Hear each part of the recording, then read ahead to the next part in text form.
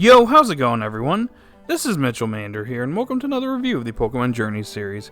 Today we're going to be covering episode 114, and in this episode, Ash goes back to Oak's lab to visit his Pokemon there at the laboratory.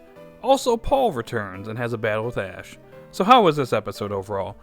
Well, before I get into the episode review, you guys know the drill. If you're new to the channel, you like this type of content, be sure to like, subscribe, and hit that notification bell. It would be pretty awesome if you would do that. So in anticipation for the upcoming Masters 8 tournament, Ash and his Pokemon are training when he gets a call from Professor Oak. Upon getting this call, he realizes the perfect place for him to train his Pokemon at Professor Oak's lab, so Ash can go head over there. So Ash meets up with his older Pokemon at Oak's lab in a very wholesome scene. And throughout the whole episode, Ash's Pokemon are training with his Pokemon at Oak's lab. And especially Gengar over here is doing training with the Fire-type Pokemon, in which Gengar actually gets launched by them at one point in a very comical way. But that's how we end up getting reintroduced to Paul, who happens to zap him with his Electivire. As it turns out, Paul's actually been here for a little while. It seems like he sought out Professor Oak to get some more information on Pokemon. Some pretty interesting developments for Paul here. There's actually some more on the way, but we'll get to that shortly. So after catching up with Paul, it's revealed that Paul's actually not participating in the Pokemon World Championships. More on that later. But anyways, Ash challenges him to a battle, which Paul accepts. However, Paul has a few rules for this match. The first rule is that it's a 3v3 match.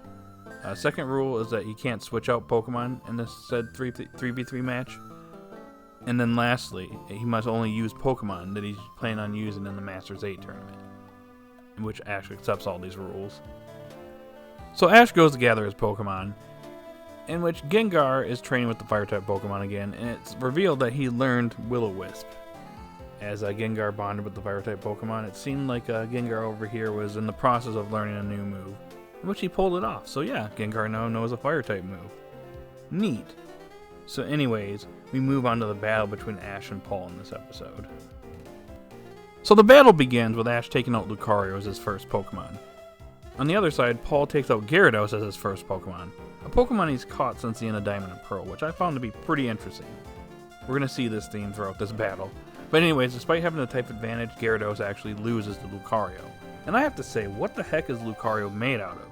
How much HP does Lucario have? Because he tanked a bunch of hits from Gyarados in this battle. He tanks a bunch of Ice Fangs, and also tanks a Hyper Beam point blank. And yet, doesn't seem to be fazed by all this, but ends up learning a new move, Bullet Punch, in the middle of all this, and actually ends up landing some critical blows on Gyarados and wins the battle. Moving on to round 2, we have Ash's Dragonite versus Paul's Garchomp, another Pokemon he's obtained since the end of Diamond and Pearl, and I'm starting to sense a theme here. It's pretty neat. But anyways, while the two seem evenly matched in the beginning, unfortunately Ash's Dragonite falls short as the match goes on, as it takes a super effective Stone Edge and Draco Meteor, and despite taking all that damage, Ash still tries to take out Garchomp here by having Dragonite use Draco Meteor and seemingly home in on Garchomp. You know, Ash's unusual battle strategy. He tries to use it to his advantage, but Paul manages to counter this with having Garchomp use Dragon Claw. And unfortunately, the Draco Meteor doesn't land, and Dragonite is unfortunately defeated. So both opponents have lost one Pokemon at this point. Alrighty, we've arrived at the final round here in this match. Ash brings out Gengar, whereas Paul takes out Metagross, another Pokemon he's obtained since the end of Diamond and Pearl. And yep, it's pretty clear now. Paul is using the aces of Lance, Cynthia, and Steven from the Masters 8. So, in other words, Paul is basically testing Ash to see if he's worthy to be in the Masters 8. And this is something that Go actually realizes as well. But as this match goes on, it seems like Gengar is struggling as Metagross is super fast and just outwitting him, which Paul basically calls Ash pathetic. And basically tells him that if this is the best he can do, how is he part of the Masters 8? This is a very pathetic showing if he can't even beat him. If he's struggling against him, he's gonna go nowhere in the Masters 8 tournament. But Ash manages to pull through, with Gengar using his new move, Will-O-Wisp, which he just learned by training with Ash's Fire-type Pokemon. He manages to hit Metagross with it, burning him, which weakens Metagross, which, even though Metagross charges at Gengar, Gengar manages to stop it and land a super effective Shadow Ball on Metagross, defeating it. And with that, Ash has won the battle. And with the battle concluded, Paul leaves, having fulfilled his duties here, and it is revealed that he's actually going to become a gym leader, so it seems like he sought out Professor Oak to do some research. But he also happened to be there to basically train Ash, as it's implied that another reason why he was there is that he's aware that Ash is in the Masters 8 and he wanted to test him out by using the champion's aces against him in this battle. So yeah, and then Ash's mom arrives and Ash gets a picture with all his Pokemon as the episode comes to an end. So overall, I thought this was a pretty good episode. I thoroughly enjoyed it. And I thought it was actually better than the previous episode where Ash went to Oak's lab, because that episode was more so focused on Project Mew and introducing it, whereas in this episode, we got to spend a lot more time with Ash's Pokemon. They train with Ash's newer Mons, training them so they can be prepared for the Masters 8 tournament, especially Gengar, who learns a new move. Lucario also learns a new move. And yeah, overall, it was really nice to see.